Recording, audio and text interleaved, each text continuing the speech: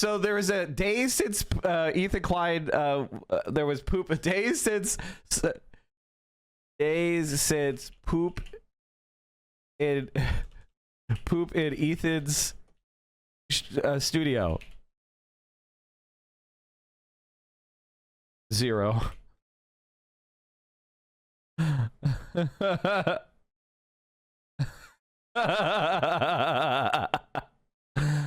Oh god, dude.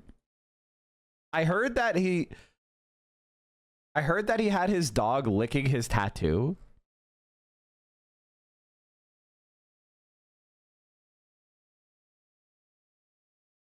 But the point is, like, I think that like the flailing and the sort of cruelty of the dogs that like eat their own shit. By the way, if your dog eats their own shit, typically that's a sign of mental illness for a dog. I've had 4 dogs and none of them ate their own shit. Not one of them. Now I'm 40 years old. I've had 4 dogs in my life. I have never had a dog that ate their own shit.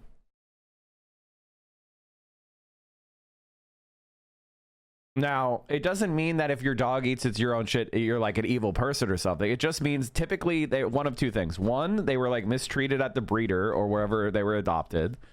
Or 2, they have some sort of like nutrient deficit.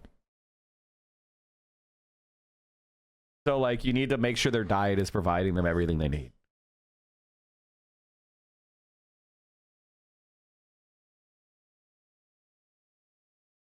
My dog tries to eat the cat litter, but we don't let him. Yeah. I think that's a little bit different.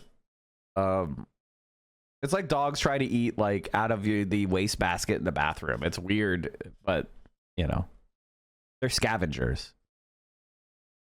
The only dogs that we had that ate their own shit was a lab beagle we fostered after 7.5 years at a lab, board and bred there, and a dog from a hoarding situation. Yeah, that's what I mean.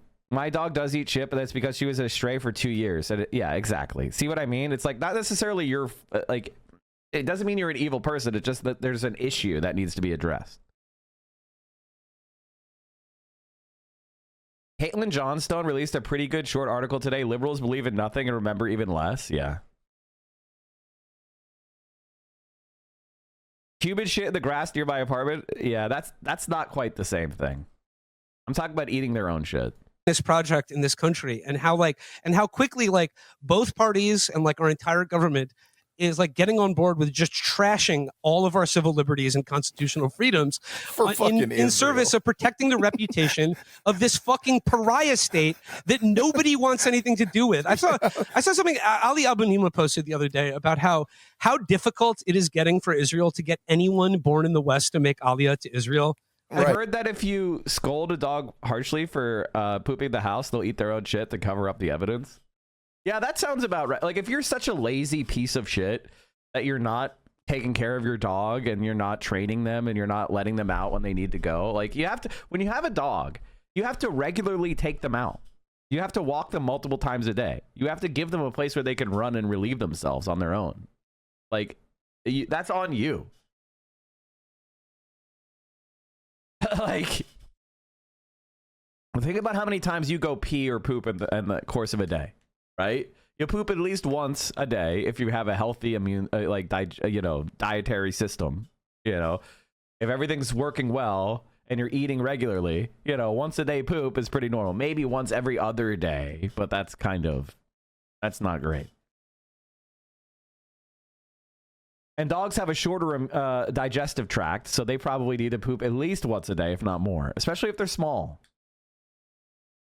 So the idea, like if the dog is pooping in your house a lot, that's either a sign of like profound mental illness / deficits or a very bad owner that did not train the dog. Dogs will hold. They will hold their waist. You just like, the only like... It's not normal to have them pooping constantly in your house.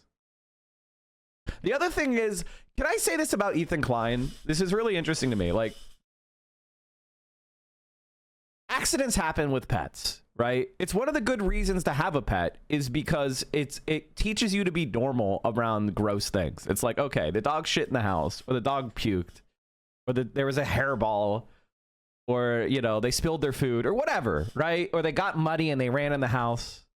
That's kind of the thing a dog trains you to do, where it's like, okay, you learn how to handle those things and clean it up. However, it doesn't seem like that happened with Ethan. It's just like Ethan, they like shit in the house and they're just like, there's shit there. Like, if I walk into the house and say Romeo had taken a shit, first of all, I would apologize to Romeo and say, oh man, I'm sorry I didn't let you out. I lost track of time. Sorry, buddy. And then I would clean it up. I would pick it up. I'd go get a plastic bag from underneath the sink, and I'd turn it inside out, and I'd grab the poop, and then do the whole rigmarole you do to pick up poop so it doesn't actually touches your hands. And then I would get cleaning supplies, and I would I have a pet, you get the pet spot cleaner, and you immediately you kind of like soak the carpet, if there's anything that needs to be wiped up or moist, you get a dry cloth, and you get that, you let the you let the pet spot treater, work for 5 to 10 minutes. Then you come in and clean it, and you see if there's anything remaining, right? If there is, then you go and get the upholstery carpet cleaner, the one with water and soap, and you set that up, and then you run it if you have a carpet, right? If you have a hardwood floor, and the poop's on the hardwood floor, then you get your wet Swiffer out, and you go and you Swift it. It's not very complicated, right? Like, this is what you do every single time your dog shits in your house. You should immediately go out, do that. You don't leave it there. You don't just pick it up and throw it away, and that's that. It's an immediate, oh shit, there's shit here. I need to immediately clean that up. It seems like when Ethan Klein and his family runs into shit, they just kind of are like, oh, I guess there's shit there. And they laugh about it, and they all like point at each other like, your turn. Oh, the maid will get it. It's like, what the fuck is going on? Clean up the shit.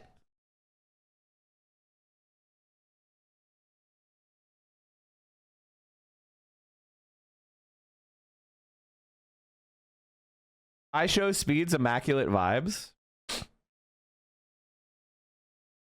都没你的甜，8月正午的阳光都没你耀眼，热爱105度的你，滴滴青春的蒸馏水。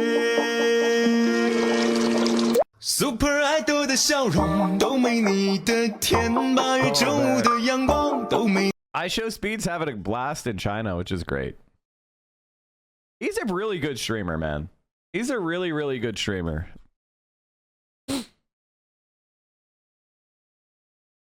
Should I go to college for political science? I mean, it's...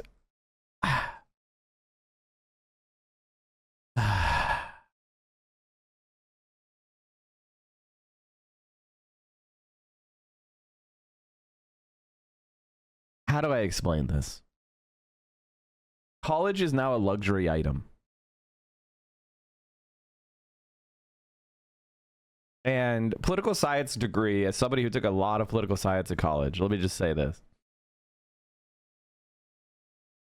If you want to just take classes because you need a degree, I don't think you should go to college. If you want to take classes because you're actually intellectually interested and you want to learn, then and you want to learn how to learn, and you want to learn what the conventional wisdom is, then yes. But college is right now a fucking racket. It's a scam. They massively overcharge you. Anyone and it educated doesn't provide you with a guaranteed like ladder to increasing your income unless you have connections.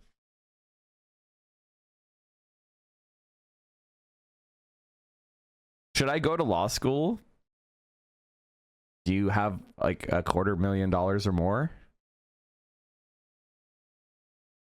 I'm very loath to tell anybody to go to school in America because you can't declare bankruptcy. It's a slave contract.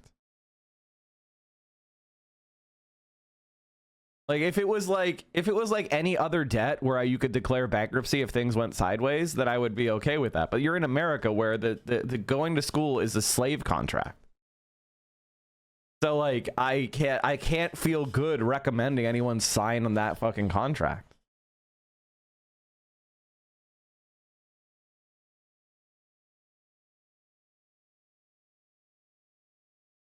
I mean, if you have a job where people will definitely give you money if you get a certain degree, then you should get that degree. If you can get a scholarship for a degree, you should get that degree. If somebody else will pay for your degree with no strings attached, then you should get that degree. Or if you are like a super good student, you know what I'm talking about. Like if you're competing for valedictorian, you know what I'm talking about, then yeah, you can definitely justify it. But like right now, it's hard for me to recommend an above average person go to college and take on hundreds of thousands of dollars of debt that they cannot get out from under. Because college is even much more expensive than when I went. You know, like I graduated college in 2008. And it's only gone up significantly from there. And I still have a ton of student debt. I can't imagine how much debt people are getting now.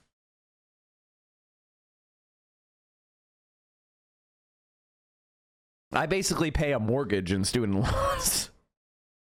Except I don't have a house.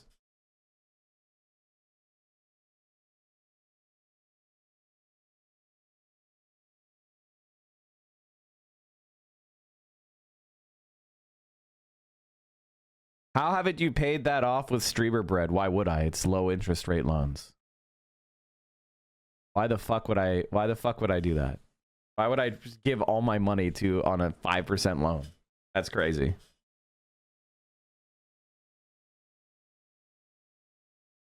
And also, I'd rather have cash. What if I need to flee this country? I'd rather have the cash if I need to flee the country than, oh, you paid off student loan debt. People laugh, but you just don't know you're not aware of where we are politically then. If you don't think that somebody like me should be reasonably preparing for leaving the country, you're crazy. Like you're absolutely crazy.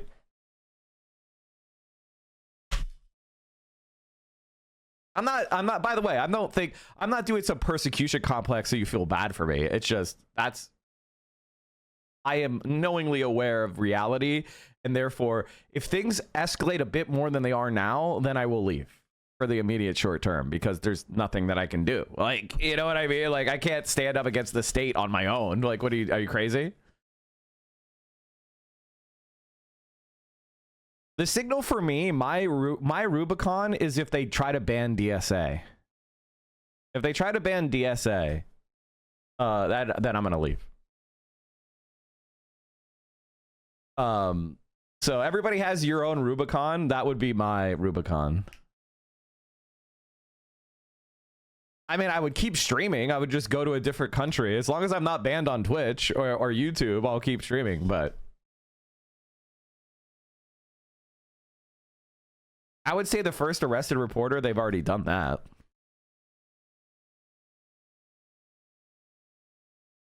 I'm pretty sure Mahmoud Khalil is my Rubicon. Okay, what are you doing then, if it's your Rubicon?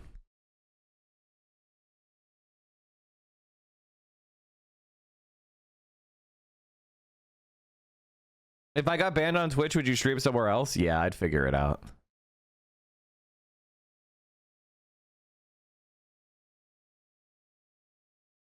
Nothing as usual. That's what I mean. Like, if you feel like your Rubicon has already been crossed, then what are you doing? Like, I haven't read about you in the news yet. My plan has to head back to Bolivia this summer. Not that I'm encouraging you to do anything. It's just, don't say something is your Rubicon if it's not your Rubicon. Like, Rubicon means, you know what Rubicon means? Rubicon, in the context of the Roman Civil War, is the moment that Julius Caesar crossed the Rubicon River in Italy with his legion under arms, violating the law and becoming becoming an outlaw. And the Roman Civil War erupted, right? Like, they were ready to fight. That's what crossing the Rubicon means. Crossing the Rubicon, I don't want that to mean like, I think things are really bad. No, it means like, oh, I'm going to stop talking and start fighting. That's what that means. My Rubicon would be if the country decides to impose martial law on immigrant communities, specifically places like Dearborn or Patterson, and the area with the largest Palestinian populations. Yeah, I think that's a reasonable Rubicon, yeah.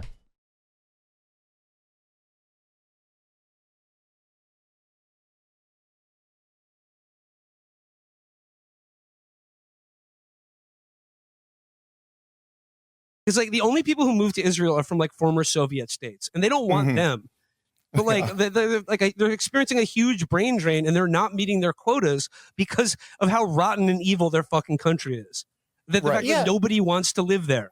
And it also just sucks to live there. Yes, like that is like, you know, Ethan Klein, before he became what he is now, when he had to live in. Not sure you'll get out of the country if they ban the DSA.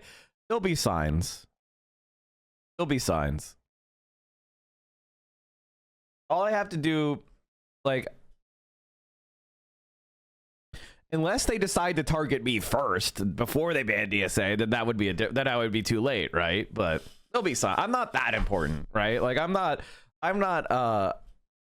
currently on the like executive board of DSA, you know, national, you know, so just that kind of shit. That would be wild, highly unlikely. Why? The people that organize resistance to Trump are going to be the left. Hasan we're literally making fun of Elon.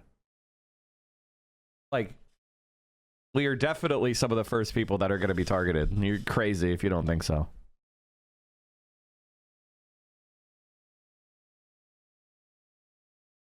Like, they're currently targeting people that are probably Hasanabi heads. Like, the people that are being targeted right now are probably, significant portion of them are probably Hasanabi heads. What do you mean by ban DSA? Strip the nonprofit status or label it terrorist? Yeah, something like that.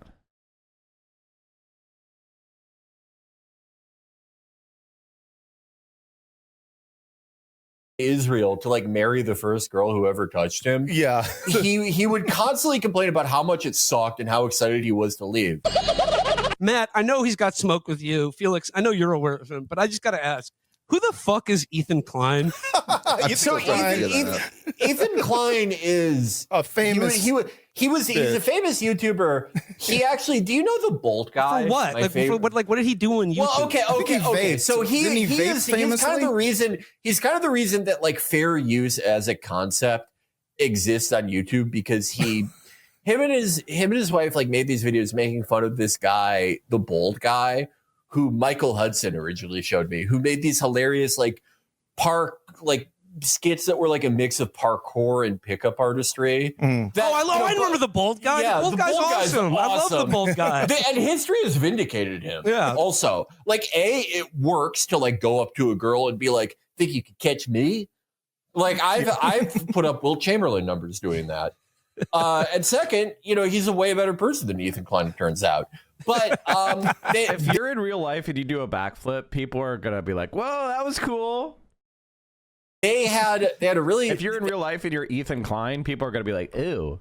They have a really popular YouTube channel, and they would do like, you know, like skits and like news commentary. I think there will be a burger crystal knocked.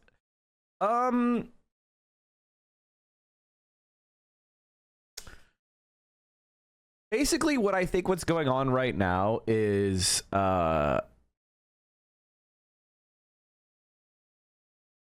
two things need to happen. One, there needs to be a belief in the conservative movement that they're profoundly unpopular and they can't win. Right? Like, Donald Trump needs to have a situation where like the polling starts to get really bad and it feels like they can't win because like people are rejecting their policies because the country's getting a lot worse. Right now, that isn't the case. Right now, liberals are disillusioned.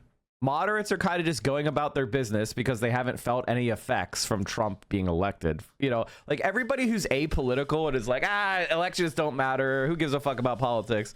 They're not really feeling anything yet. The only people that are feeling anything yet are the people that are like actively fighting against injustice, right? You know, the socialists, the pro-Palestinian advocates. Those are the people that are being targeted, especially the people that are vulnerable in those groups that are like not citizens, and, you know, especially those non-citizens of like designated enemy countries, right? Like if you're a non-citizen from Iran, well, then you're being targeted right now, you know, especially if you signed a petition saying don't kill children. All right. So we haven't actually crossed the point where The conservatives are actively targeting liberals, like mainstream Democrats, and that's the actual Rubicon, right? That's the point where you are in a total fascist, mature fascist government. When the conservative movement starts targeting Democrats, then it's going to be way too late, right? But they have to work up to that. They have to build the institutions of oppression and internal policing and political repression, and they're going to practice on people that the Democrats don't want to defend.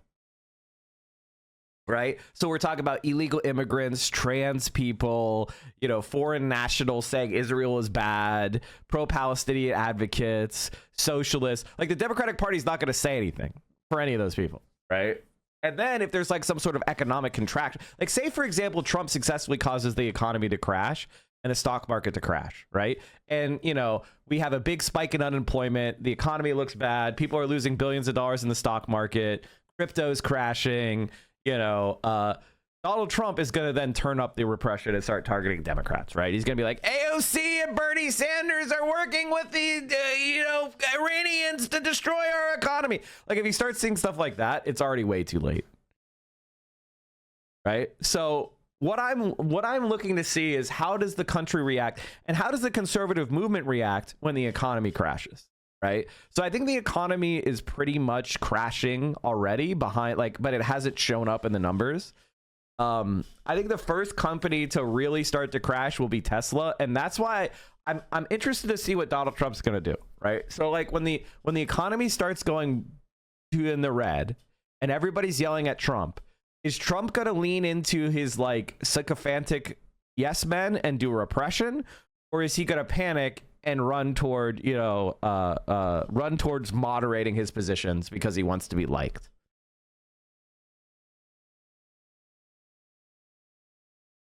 Goldman raises its 12-month recession probability from 20% to 35%. I think this is pretty much a 100%. I think they're underestimating. Because we'll talk about why I think the recession is going to happen. One, we've had a long period of bubble growth already. A lot of the growth that we've seen is people being hyped on things like EVs and AI. But we're not really seeing like mature companies that are providing profit. We've got an overproduction of certain commodities like natural gas. We've got a lot of sanction regimes and reciprocal tariffs that are starting to be applied, which is going to reduce global trade and demand, right? We have massive cuts to the government, which is going to result in lower domestic demand and increased inequality, because if you don't have government employees collecting paychecks, then that means more money for the rich, which means money is now being diverted from people with a higher marginal propensity to consume to people with a lower marginal propensity to consume. So that's another demand hit, right? Then we have the fact that interest rates are elevated over where they've been for most of the last decade. So we're seeing like expensive credit. We're seeing overproduction of commodities. We're seeing like hype-based economy, hype-based stock growth, a proliferation of scammy speculative investments like crypto. It's just not, there's nothing to it. Like, the economy is just resting on a base of sand. And so the first time a wave comes, it's all going to get washed out. Also, fewer migrants. Yeah, I mean, mass deportations is a reduction of demand. It's a reduction of available labor. So this is like, he's setting up stagflation. It's just, I don't see a situation where the economy continues to kind of coast. It doesn't make sense to me. I think I'm actually calling it. I'm calling there's going to be a recession. Like, I think I'm calling it. Because I just like the counter, by the way, and the thing is, this is not emotional for me. It's just factual. And when you look at the counterfactuals, which is like, okay, like consumer demand is like kind of holding up, especially at the top 10%. Like, the main thing that's keeping this economy rolling is the upper middle class and above are spending a lot. They're spending more. So it's like, is that enough to hold up the economy? And I just don't think so. Adam Chase, thank you for the 5 tier 1s. Appreciate you. Terry, it was a little more elevated than what you saw on YouTube at the time, which was mostly like, using a Ouija board to contact my dead girlfriend. Kidnapping my friend prank. And he was sort of like a vaguely left liberal guy, if they talked about politics at all. He had sort of a reckoning with his quote unquote like edgelord past. Though I do think people did show me a bunch of videos of him like saying the N-word also. Yeah, it's crazy. I don't, He did maybe it was, but he did like 30 minutes just on me on his show like a couple weeks ago to, just trying to get me fired from a job, trying to call me a token Jew. And I was like, damn, he did 30 minutes on that. And then someone sent me his N-word compilation, and it was longer than that. Yeah. And I was like, oh, I'm good. I don't think there's a video, like, I am like usually against, like just taking like a clip and being like, oh, sure.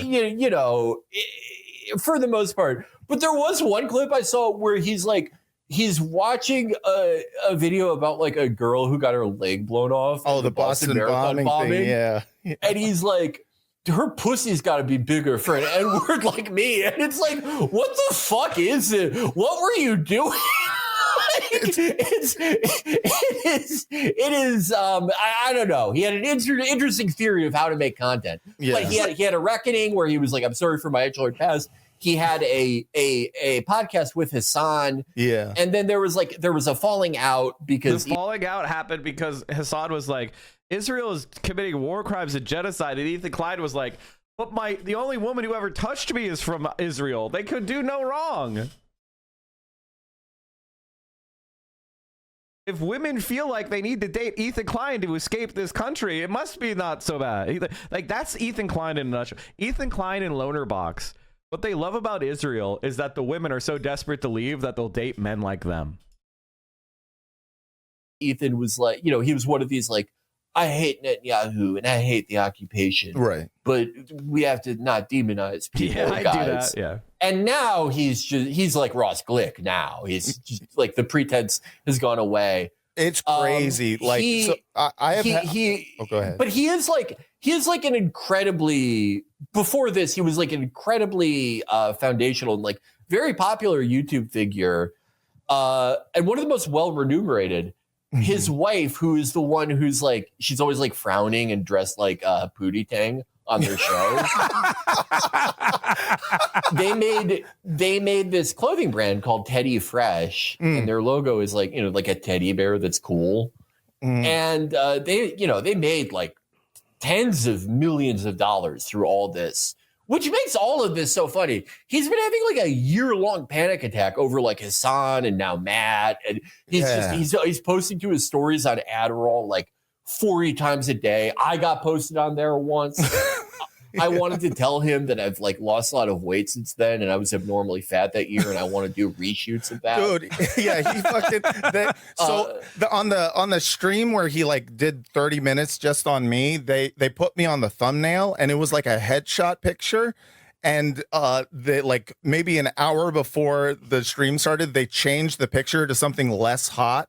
And I realized that like, oh, this is like they're so petty that they didn't want me to look too hot in the thumbnail. And every time, like, this guy is like obsessed with Hasan in a way that like I said, like all I see from him is him whining about Hasan or his live-in nanny.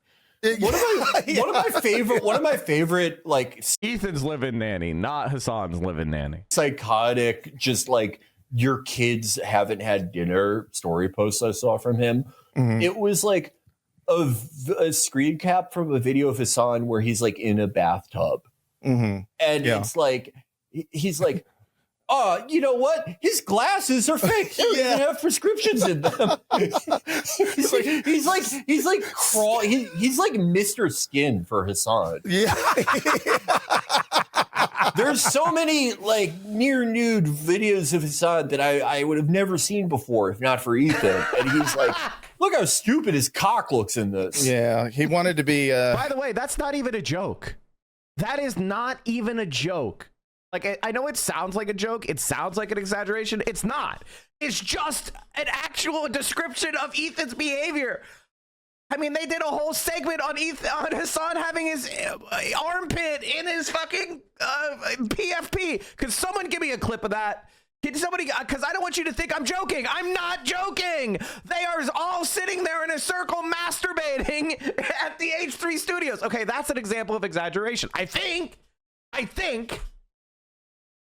you know, they're instead of making a Limp Bizkit, oh, never mind. I was going to pull an Ethan Klein joke. I don't know. I mean, maybe.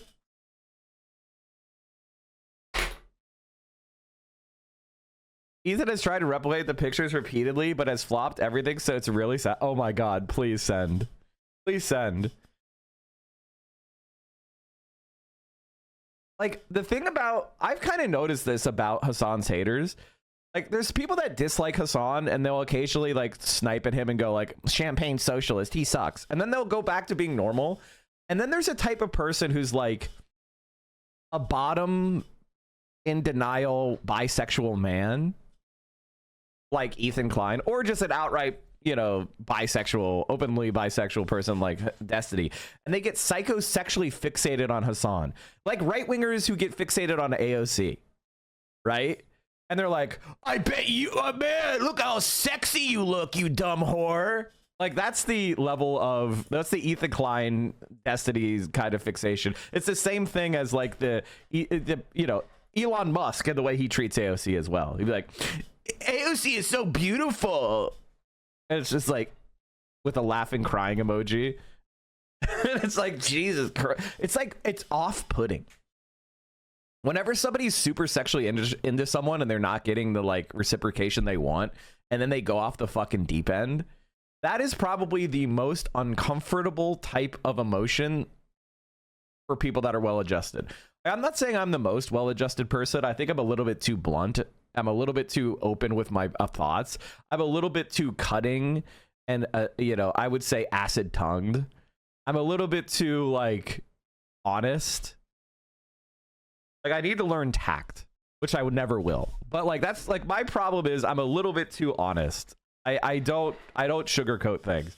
And the thing is, like, sometimes sugarcoating is good because you don't need to be that blunt.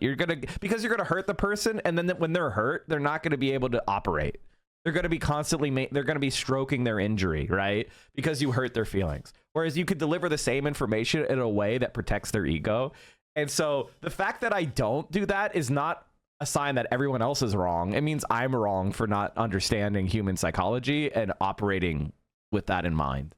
Like, I need to improve. That's a flaw of mine, right? I'm not, that's like, sometimes it may be refreshing for a lot of people that I'm so blunt, and they may enjoy knowing how, like, people know where they stand with me, right? I'm not fake. If you know I don't like you or I'm mad at you, you know that. I'm not secret about it. I'm just like, so, but, you know, that lets my enemies operate with concealment, which is an advantage for them. Again, so you know, this is a flaw of mine. 100% agree on the sexual attention of the Hasan hate stream. I used to watch Destiny, but he started talking about Hasan's deep voice and now how he's probably faking it.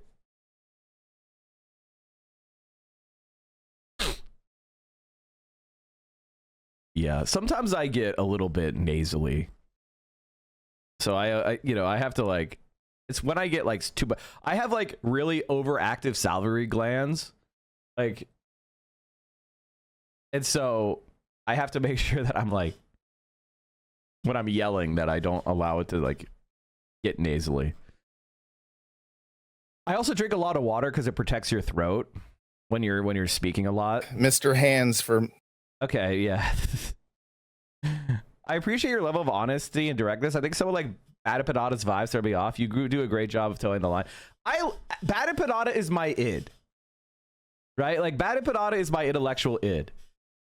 I've rarely seen him say something that, like, I completely disagreed with. But I think that sometimes he lets something that's logical and true and he carries it to the fullest, like, extent. And I think that actually isn't true and then becomes damaging.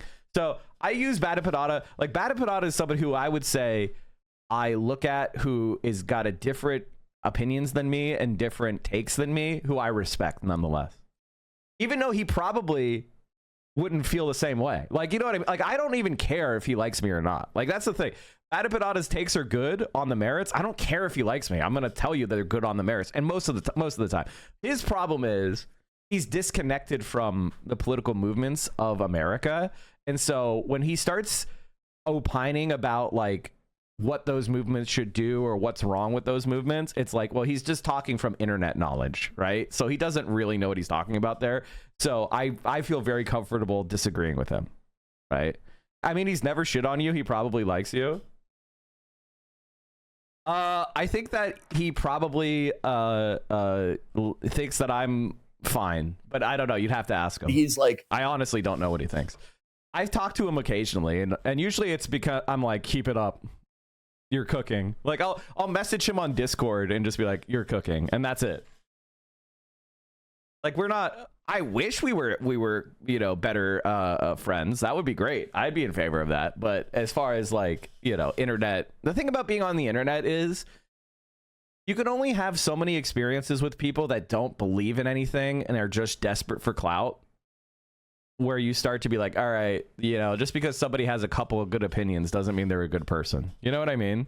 You start to go like, oh, I can't see how that guy, he has decent takes, but he's an insufferable prick and has no context for U.S. politics. I like that. He also furthers the left-wing infighting with his holier-than-thou attitude. I think that that is damaging. That's where I disagree with him, by the way. But I get it. It makes sense, though. Like, if you were a left-winger and you're not in America, you should have contempt for America. You know, like, I get it. I explained it here. Yeah. This is my take. Bad Empanada fundamentally believes that the Western left is useless and is non-existent and will never exist and will never matter. I understand that perspective, but I consider that to be a doomer perspective. Like, I get it. I think the evidence is strong currently that it's true, but I don't think that it has to be true. And so I'm going to keep working to create more space for the left. What Bad Empanada says is that when we work with people that are social liberals, that we're actually laundering social liberalism. And I think that has some merit to it, but I also think it's very untactical, and I think it's very easy for a YouTuber to say. So I just fundamentally disagree on that point. I'm going to try to support Bernie Sanders. I'm going to try to support left-wing people in America because I understand this. They're not going to be good, but if they just stop being so bad, that's going to give left-wing movements all around the world space. So he's correct in some elements, but I also think it's unhelpful. Because if he's right, then nothing changes. But if he's wrong, he's helping sabotage an important front for the left. So sometimes there is a question and it has a binary answer, right? But if the answer is no, you definitely fail. So you need to operate as if the answer is yes. Because if you can't change the outcome between yes or no on that question, and no means failure, then you just need to operate as if it's yes. That's called revolutionary optimism. If it turns out when the human race is finally destroyed by nuclear hellfire that leftism wasn't inevitable, then that's that. But up until the point that that happens, it's an open question. And so as long as I'm alive, I'm going to be pushing for that answer to be yes. And this is fundamentally what separates me from doomers, what separates me from Maoist third worldists, or people who say things like labor aristocrat and shit like that unironic. The other thing that I would mention here that I feel like is missing is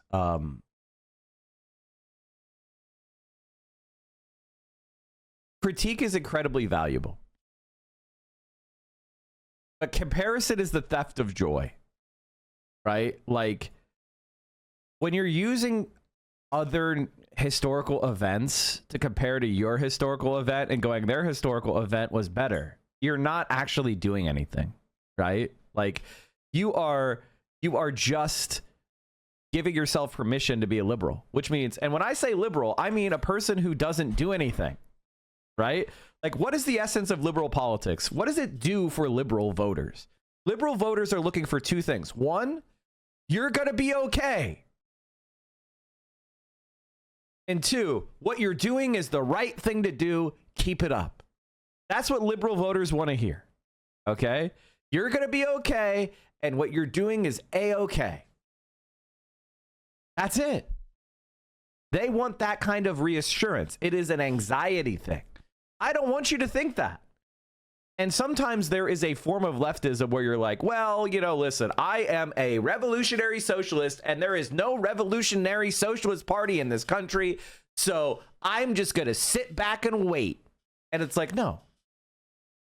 Do your fucking job, which is you need to go where the people are. You need to go where the masses are. Why isn't there a revolutionary socialist movement? Well, because people don't feel like reform has been frustrated yet. This is the problem for people like Bad and Panada, is that revolutions succeed after a period of frustrated reform. They do not succeed because people recognize that everyone is a sellout, right? It has to be a situation where everybody understands that we tried, we did our best. Like, what's the number one argument that liberals make against me? You should have just voted blue. You should have just voted blue, or we wouldn't be going through this if you just voted blue. We need those people to recognize that voting blue isn't going to do anything. And some of them will never be convinced, but a lot of people already have been. That's why the Democratic Party has a 27% approval rating. The period of people going, voting blue doesn't work, is the period where now you have an opportunity to speak to people and be like, okay, what would work, right? We need an alternative, right? And I feel like there's a lot of Marxist-Leninists or people who call themselves that online, or people who call themselves vanguardists or whatever. And I think they're actually scared that Bernie Sanders would win and he would pass a bunch of policies, right? And that would make their fantasy of whatever not going to happen. And you know, if you really want to be black-pilled, it's recognizing that Bernie Sanders going in there and trying to pass a bunch of policies is going to result in the capitalist class trying to reject democracy and trying to overturn the government and become even more open with their bribes and sabotage him and stabbing people in the back. And that's going to open us even a bigger frontier. That's the real reality. Like, that's why I want Bernie Sanders in there. I want Bernie Sanders in there so people have to reckon with the fact that we live in a bourgeois dictatorship. Maybe Bernie Sanders will rise to the occasion. Maybe AOC will rise to the occasion. Maybe they will retreat to their liberalism. Who knows? But I'd rather have that situation than the situation we're in now, which is Donald Trump is, you know, enacting global fascism for Israel. I understand the revolutionary path. The revolutionary path, as far as I'm when I look at it, like, look at China and Russia. Perfect examples. When did the Communist Party rise? It's during the Republic. It was a reaction to the failures of the Republic of China. When did the Bolsheviks rise in the Soviet Union? It was a reaction to the failure of the provisional government. It wasn't a period of repression. It was a period of frustrated, insufficient reform. That's why you haven't seen the same level of communist revolutions in so-called developed countries. And anyway, long story short, Bad and Panada fundamentally long story short, everybody should subscribe to Clips from PA. We're getting a Mike from PA industrial complex on TikTok, guys. And I need you to get involved on TikTok. If you're a TikToker, you need to be following Central Committee, Clips from PA, and all the other Mike from PA shit. Socialism always ends. Happy Trans Day of Visibility. And I kind of just roll my eyes whenever I see. Like, I'm getting a good for view page now. It's getting there. What's your view on Settlers? It's dog shit. Anarchist trash written by the CIA. Look how stupid his cock looks in this. Yeah, he wanted to be Mr. Hands for Hasan, but he ended up being Mr. Skin. So, I only kind of became aware of him after October 7th when he... I feel like your spat with AB showed your tact and grace. You held your ground and still offered help apologies when you felt they were needed. I mean, does that matter, though? Like, does that matter? AB doesn't look at that and go, Mike's right. I should leave Ethan. He goes, Mike's attacking me. Mike's attacking me. He's evil. Evil people attack me. Oh, if you attack me, you're a bad person. You're a bad person. Anyone who attacks me is a bad person. That's how most people react, by the way. Most people do not go like, okay, is what he's saying true? Did I do that thing? Am I being a bad person? Am I doing a bad thing? They're going, oh,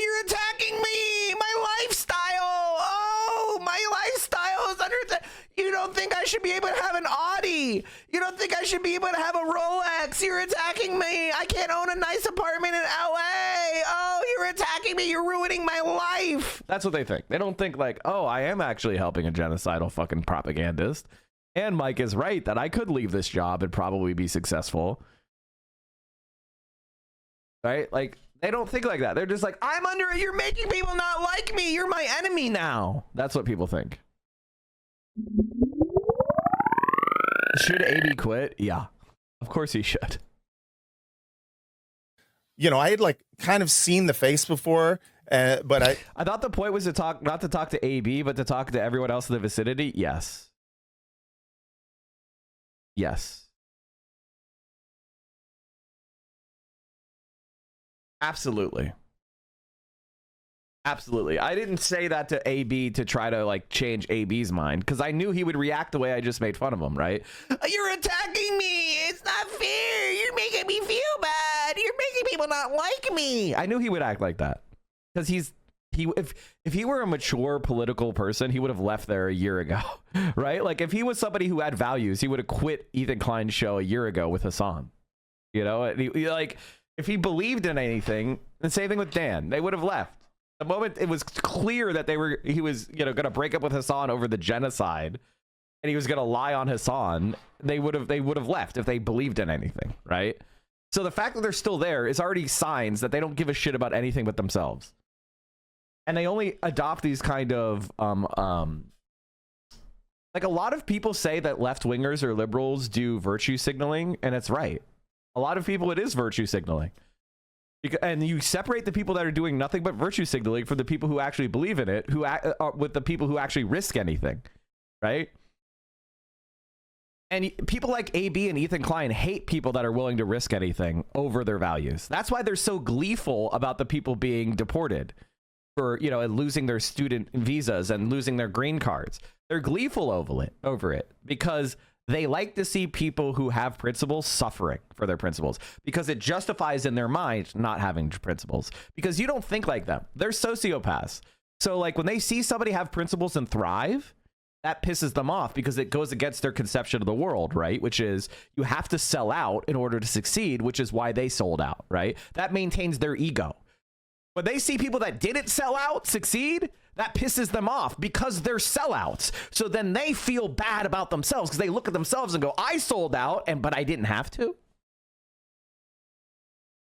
So the hatred that they project onto me or Hasan is actually hatred for themselves, which is they're mad. They want to create the situation where we get canceled, where we go to prison, where we get, you know, deplatformed because it'll make sense to them for why they sold out. Right? So they actually have to do it. They have to actually help punish those of us with principles because they're defending their own egos, right? So they can sleep at night. Like I had to attack Mike because he, you know, I needed to prove to myself that selling out is the only way to survive in this world.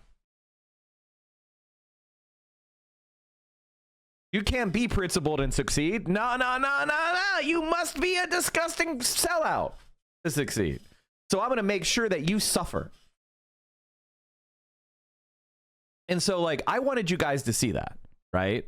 Like that was my point. And by the way, if AB changed his mind and quit and came out and said, you know what, Mike was right, and he made me reflect, and, you know, I couldn't defend what Ethan Klein was saying anymore. He was my friend, and it took me a while to get out of it. And I had to deal with, you know, the consequences, and it was scary to leave my job. And he did all those things and he actually left. I would turn on a dime and I would say, this guy, that was a lot of integrity that he had. You know what? He'll never like me because it's hard to like someone who makes you feel bad. It's a Maya Angelou quote that I always go back to, which is people don't remember what they did. They remember how you made them feel. Right. And so even if like he did quit, he would still hate me. He would still probably try to ruin my life. Right. He would still try to like trash me and do like, you know, relational aggression with my friends and stuff. Even if he agreed with me on every point, he wouldn't go back and then go like, Mike was right and he was a good person for telling me it. He would be like, no, that guy's an asshole. I don't like that guy because he's really abrasive. Or they come up with some bullshit excuse. I've seen it happen so many times in my life that I know this now. I know this through hard experience. That people will like trash me and then based on some position I have, and then adopt that position and then continue trashing me. You know, it's like it's one of those. That's the thing that really blows your mind. That's when you're like, huh? AB follows Epstein orbiters. AB is malicious. He follows a serial Frogan harasser and Epstein orbiter. Oh yeah. What's her fucking name again? Who is this? I don't even remember who this is. I don't think she really has any clout. So it's hard for me to remember every single person.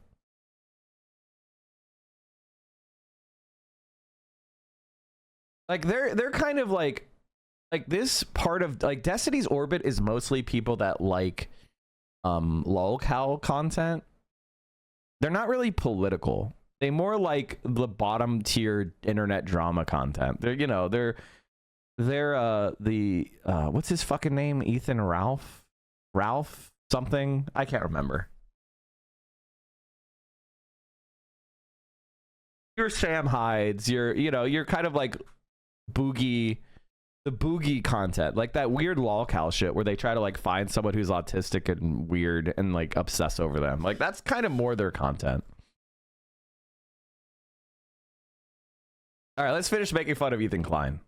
I didn't really know who he was, and I knew he had this. We've like met before, haven't we? As a matter of fact, I'm there right now. Yeah, well, the weird Ralph retort. Yeah, thing about him and I is that we actually we both went to UC Santa Cruz at the same time. We're both the same age, and like we're kind of just like I'm just a version of him if he had not married an Israeli. I think like I think we went on birthright at the same time. So yeah, like he's just this guy who. After October 7th, after he started like beefing with Hasan, the only reason I started covering him was because he kind of dedicated his show to doing Israeli propaganda. And one of the big things that he did was he got Twitch to change the terms of service so that Zionism or saying Zionist is a slur. And, you know, for me, this is something we cover a lot on Bad Hasbara is, you know, people using the like institutional muscle of the ADL in order to, you know, stop people from being able to express their free speech about Zionism, which is not a slur. It is a concept. It is a belief structure that people do believe in and has political and real life consequences. And they proudly claim. Yes. And people, proudly are proud Zionists. So it's fucking ridiculous. And so I started interviewing people who he had actively been targeting. And that, I think, is what pissed him off. I interviewed Frogan, who's a streamer who he had banned from Twitch. This guy, Anthony, who was on does a podcast called Do Not Worry, which is he's essentially a former Ethan fan who's watched. It's a podcast from Lebanon where he, you know, talks about, you know, Zionism and talks about what's going on, you know, with Israel's bombardment of Lebanon. And I had Hasan on, I had this guy Bad Empanada on, and I think that just drove him over the edge because Bad Empanada is just like kind of an internet troll who doesn't give a fuck. And like, he just, that guy goes hard. He goes real hard. He really, truly doesn't give a shit. And, you know, and we had a great conversation with him, and not about Ethan. We talked about Zionism and stuff, and that really pissed him off because I think with Ethan, the big thing is that liberal Zionists are fundamentally insecure, and their entire, you know, belief structure, everything that they believe in is centered around the fact that they are moral people, and so anyone claiming that any of their preconceived notions about Israel might be in fact wrong, like completely shatters their self-image, and so, you know, rather than having to like rebuild your own self-image or kind of like learn from anything, you just you know, double down and turn into the most grotesque version of yourself. And so he's a weird guy, man. I think he really just wants to fuck Hasan, which is like, that's fine, man. Fair. That's fine. Fair. He's hot. Oh, yeah. Yeah. I mean, I get it, but it is really strange. He's been going after me for a bit now. It's a weird pattern too, because like we've talked about the phenomenon of like, Michael Rappaport guys, guys who it's been a rough past decade, 15 years. Yeah. You only see them when you look at their IMDb. It's like, movies that don't have a Wikipedia. Like a Kevin Hart web series in 2012 called like "I'm My Own Damn Husband," and they play a character called like Pervert Number 3, and so like there's an economy for guys like that where they can join some insane organization and they can post an interview and be like, Hollywood A-lister reveals anti-Semitism in Hollywood. But Ethan Klein made an incredibly good living. Ethan and he lived both. They were some of the most well-remunerated people ever on YouTube and still are. They were near the height of their powers. Like maybe not as huge as they were in like 2016, as far as I understand, but like definitely not like Michael Rappaport territory. But ever since they've done this, I think it's just like too fucking weird for most of the people that watch. Right. I think most of the people who watch like just have no idea what any of this is about. I don't even think they like know where Israel is. Right. But they look at this guy who they thought of as like the funny Vape Nation guy, and his story looks like those people you have that like in your life that are always having mental breakdowns. Yeah. Where it just looks like ellipses at the top, 50 a day, complaining. Like, if you only knew who Ethan was, you would just be like, he sure hates this naked guy. Yeah, exactly. He really, he keeps the calling Michael this naked Rappaport guy a Nazi. Michael Rappaport thing makes total sense. Like, it's shocking if you're watching like someone who's being so callous about the death of like children, and obviously you're just like, whoa, that's fucking weird. But it makes sense if you consider how many times he posts a picture of a plane ticket to Israel and goes, I'm taking another plane ride. And it's just like, he's in it for the free plane ride. I get that. It's fun to travel and be put up in a hotel. But the Ethan thing is weird. It's so much more self-destructive. And it's like someone who I think, it's like when you value ego over your own well-being, which is, it's crazy. It just kind of. Well, speaking of ego, I have nothing to say about Ethan Klein because he did a whole 30-minute video on you. I'm sitting right there, right next to you on the video. Doesn't even fucking mention me. I mean, you know what? You come at the king. 30 minutes left on discounted subs if you want to chill early. Oh, yeah, that reminds me, chat. Right now, I think it's like 25 or 30% off of gifted subs if you gift at least 5 subs. Today is the last day of the month. The very last day of the month is right fucking now, which means all the money you give to me today will end up in my bank account in just 2 weeks. Because the way Twitch works is they do these 15-day invoices after the end of the month, right? So all the money you give me throughout the month is calculated on the last day of the month, and then they pay that out 2 weeks later, and then they give you the primes that you got not from the last month, from 45 days ago. So I'll be getting the primes I got in fucking January in April 15th. It's fucking crazy. Anyway, what I'm trying to say is money that you give to the stream at the end of the month actually gets into the streamer's pocket much faster than money you give to them at the beginning of the month through gifted subs and bits. So don't let Amazon have time to cook with your money and get interest payments. Give me money now. I'm also dangerously close to 7,000 subs, chat. Dangerously close to 7,000 subs. And I don't know if you guys remember, but Ethan Klein is very angry that I have so many paid members. Ethan Klein personally complained on stream that I had so many paid members.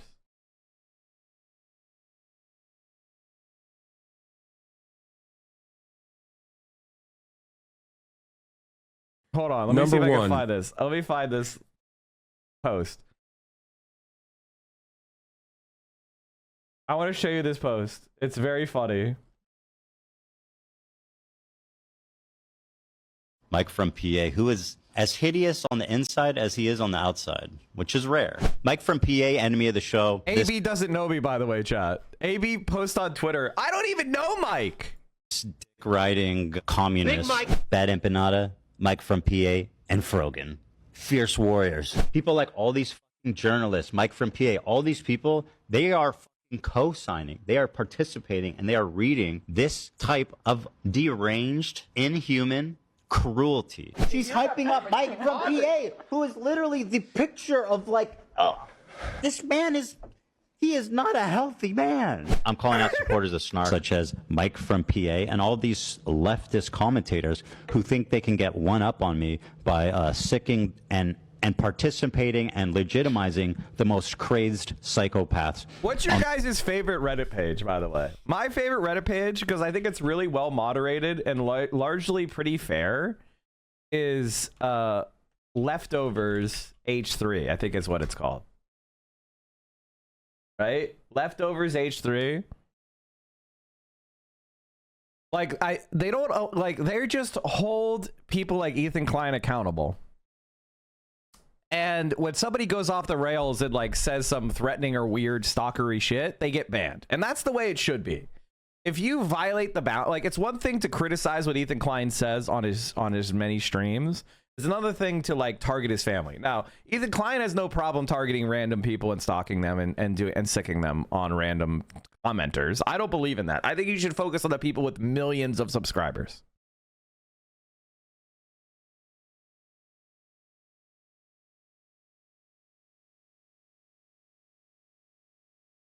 Now, today is going to be a really one of those episodes because I'll tell you what. Keep it going. Keep it going. Because Alfredo has this problem where he makes a diarrhea, he licks it all up, right? Which is just so foul, right? But wait till you hear the second part. Keep it going. Don't fade it out. Where's the sound bites? Get out!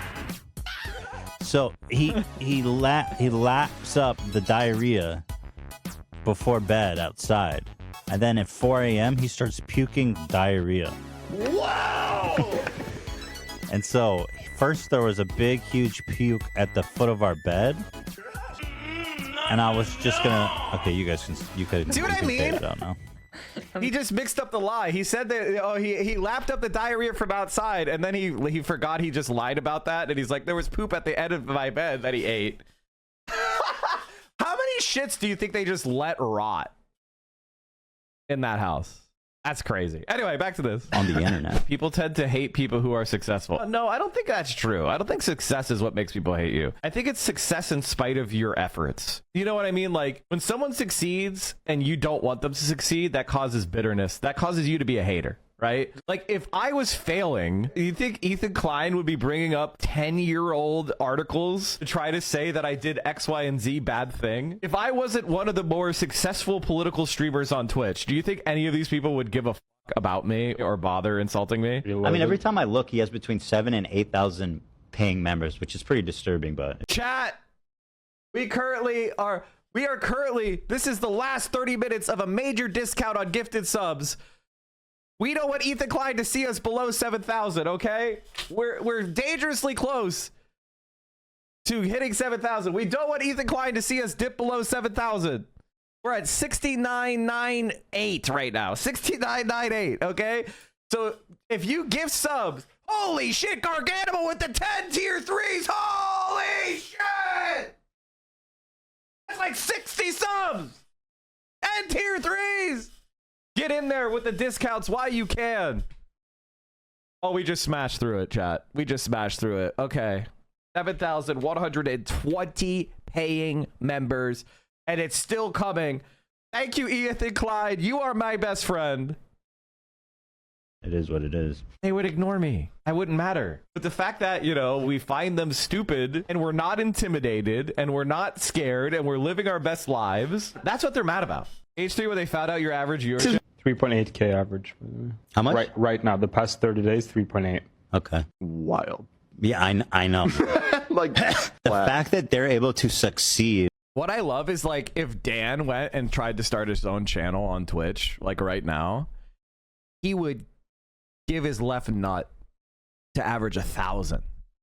That's where that wild comes out, because he's an employee, guys. Dan is an employee. Right? 8K average. How much? Right, K average. How much? Right now, What they're mad about? H3, where they found out your average viewership. 3.8K average. How much? Right now, the past 30 days, 3.8. Okay. Wild. Like, do you hear the pain of that wild? Do you hear the pain of that wild? Ah, the jealousy. And the thing is, Dan, as you know, I am completely independent of Hasan. I don't have to do shit. I can say whatever the fuck I want. I could say fuck Hasan and it wouldn't matter. But the thing is, I like Hasan because he's a good guy and he doesn't disgust me. You know?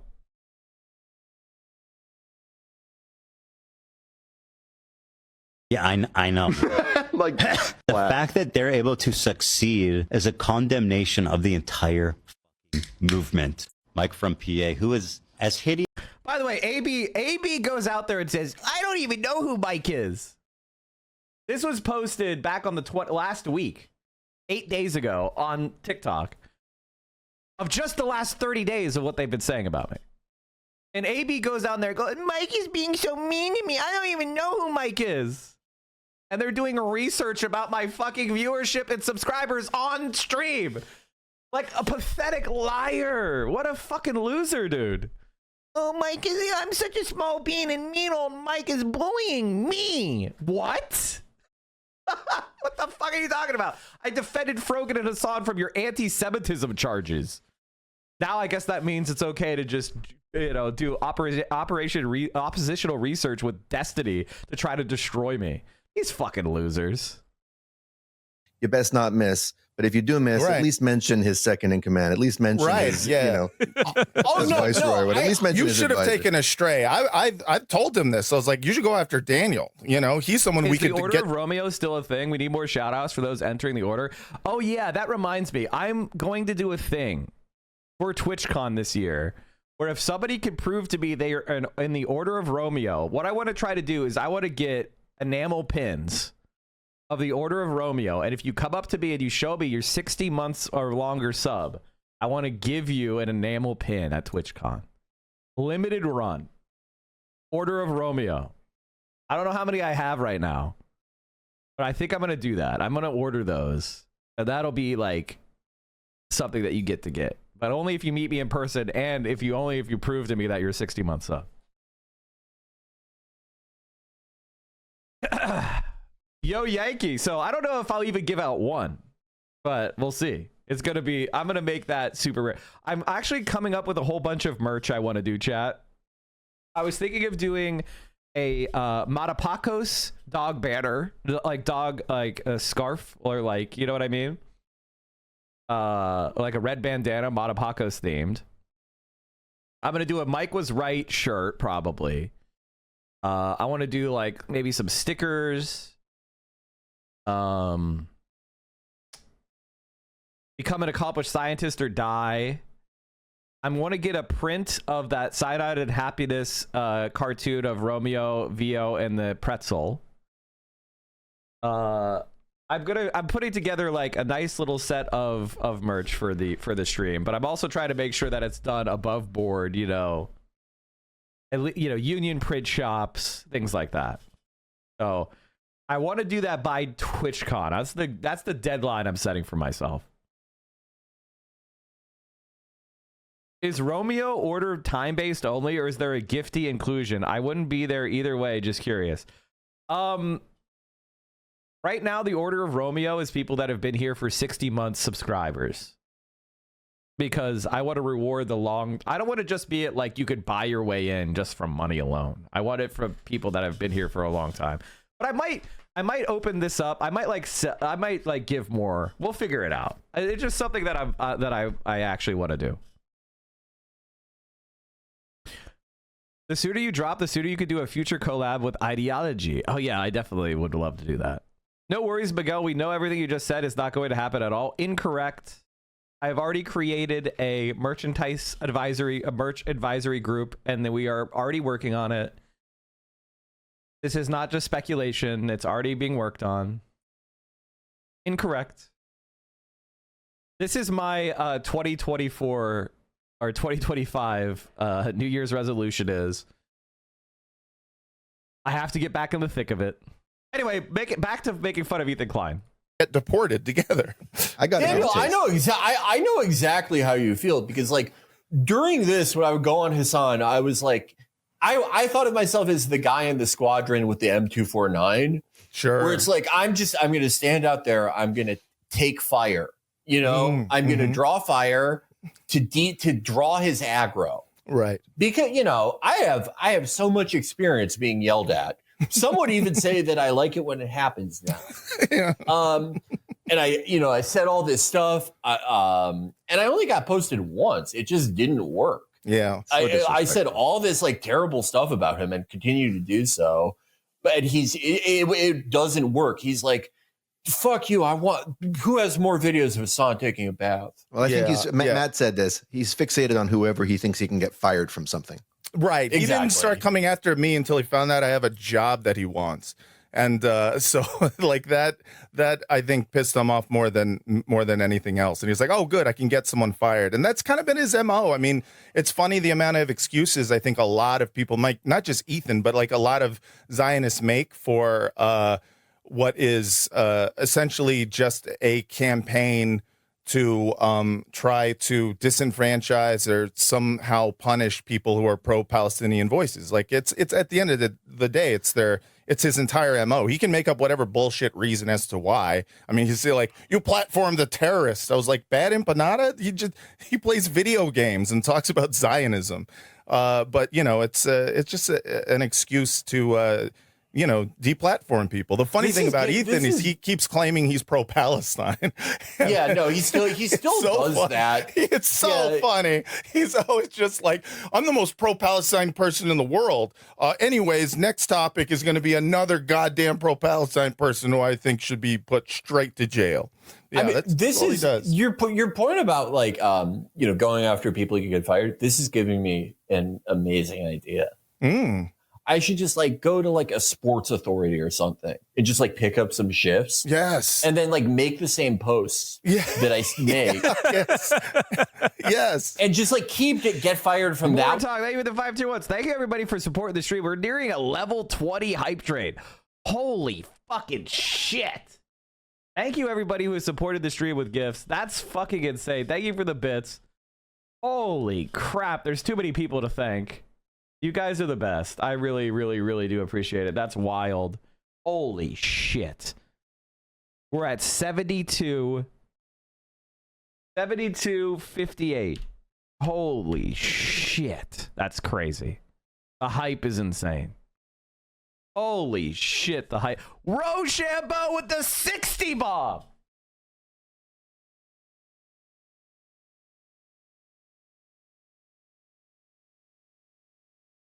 See, hating Ethan Klein is so profitable. Holy Lord in heaven, what the fuck? Level 22, 700. We just got 100 bomb.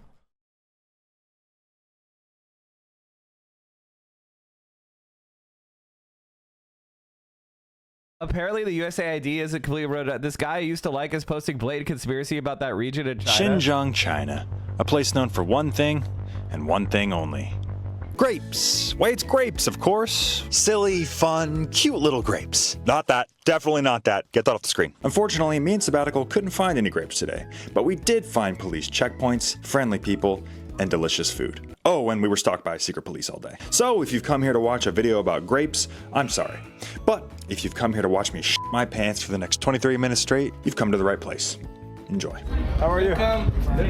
Thank you, sir. Thank you. Stalked by secret police in Xinjiang, China.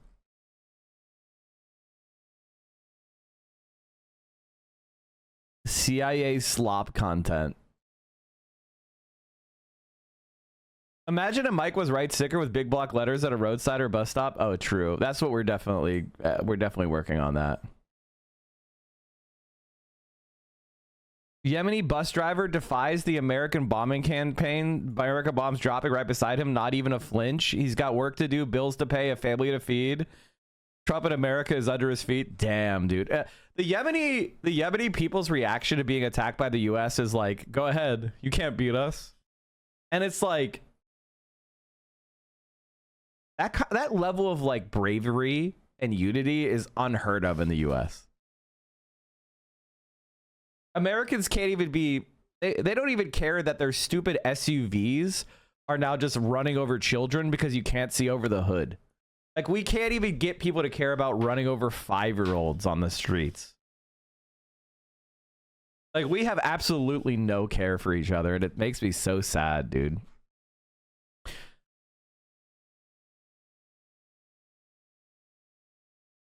Holy shit, guys. Thank you so much, Battlebox Champion, Luddite Cyborg, Brainworms, Juju21, Man on the Left, Wonder Gate. Like, who just gave the 100 bomb? I'm like, there's so many people who gave so much. Like, thank you so much, guys. Holy shit. I don't even know what to say. Like, I'm so honored. Like, I really am. Like, you know, not to be too self-aggrandizing or anything, but like, I've been thinking lately, like, about having followers or having viewers or having people that give you money because they believe in what you believe, and they like you as a commentator, they like you as a voice. And I do recognize that being a voice is valuable. Being someone who just speaks for a living and talks about politics and builds community is important. But I also feel like we all have a duty to get a little bit more involved and not just be a voice, not just be people who are speaking out on social media or on alternative media platforms. We've got to get more involved. And the reason why I feel like we need to get more involved is that I don't really think the advisors in the left, like center left, like the Bernie Sanders, AOC, Jeremy Corbyn left, are very good. And I don't mean that to be like arrogant, like I know more than everybody. It's just I watch a lot of what they say. I read a lot of their arguments. I see what they base their opinions on, and it's dumb. It's not well reasoned. And I feel like we need like more intelligent people to enter these movements and start to like correct the course that we're on. Because right now, the course of like, you know, Jeremy Corbyn, Bernie Sanders, you know, kumbaya, patty cake leftism is not what we need right now. Holy shit. Grim Odor just gave 100 gifted subs. And so I've been reflecting on that a lot lately.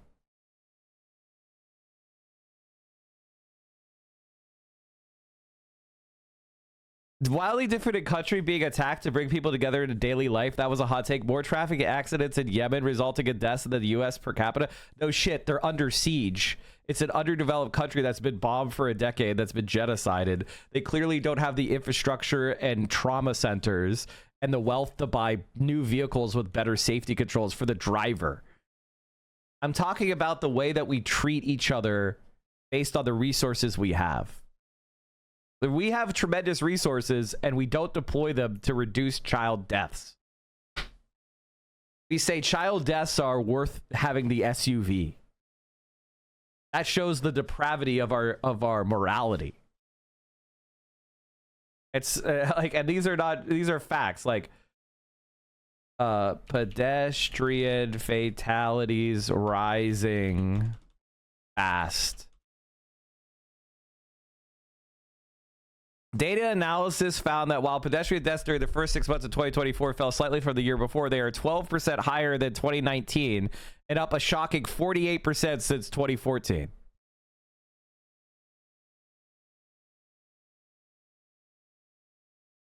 Up 48% since 2014. You just don't know the facts. Why are you talking? Why do you think your pulled out of your ass opinion is equal to my facts. This is vulgar. This is the type of vulgar democratic impulse that I hate, which is like, I have an opinion and we live in a democracy, therefore my opinion is equal to your opinion. No, it's not. You believe dumb bullshit. I don't. So you should have a little bit more humility. Now, you may see me speaking with like confidence and verve about a lot of shit and go, Mike speaks that way about everything. No, I don't. I just don't choose to talk about things I don't know about on my stream. So you see me acting confident, you see me speaking authoritatively, and you think, oh, that's why I should speak about everything. And the answer is you should only speak that way on things that you know and can prove. Not on everything. I'm not just putting on an affect that you can copy. You should copy the knowledge that's behind it. If I don't know shit, I don't talk about it. And when I'm covering something I'm interested in on stream that I don't know a lot, I hedge it and I'm humble. That's what you need to learn.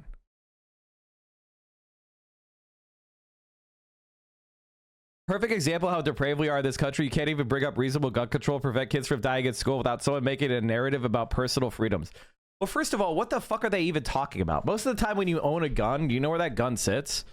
In a fucking safe or in a drawer, unused. Even if you're a gun enthusiast who goes out shooting a lot, most of the time your gun is just sitting there in a fucking safe, in a fucking case, not doing shit. So why is it such a big deal to require you to have a mental health screening? Or not sell guns to people that are, in financial distress, or selling guns to people that just went through a divorce? What's the big deal about like requiring people that get arrested for domestic violence to have to, have their guns held while it's under, due process is going out? Like, what's the problem? What's the big personal fucking freedom that has been impinged? It's nothing. But people will frame that if it's some grand invasion of your rights when it's just common sense. Don't give guns to people that are mentally unbalanced or going through a lot of stress, because they might use the guns on people. Everyone gave up on protecting kids from mass shootings. Libs aren't willing to fight on that. Libs aren't willing to fight on anything. Don't you understand? Libs are willing to fight on anything. It's not that they gave up. They just don't want to fight on anything. If they have to fight the Republicans, they give up instantly. It doesn't matter what it is. It doesn't matter what it is. There's absolutely nothing these people will fight on. Thank you guys for the level 24 hype train. Ethan Klein is right. We're between 7,000 and 8,000 subs. Thank you, Ethan Klein. You are my best friend. You are the rent payer. You are the legend. Well, because it will it will just take up their attention entirely. Like the act of getting me fired. I'm doing 60 posts in a row on my Instagram stories, adding Dick's Sporting Goods and sharing these posts with them. That'll get their attention. All right.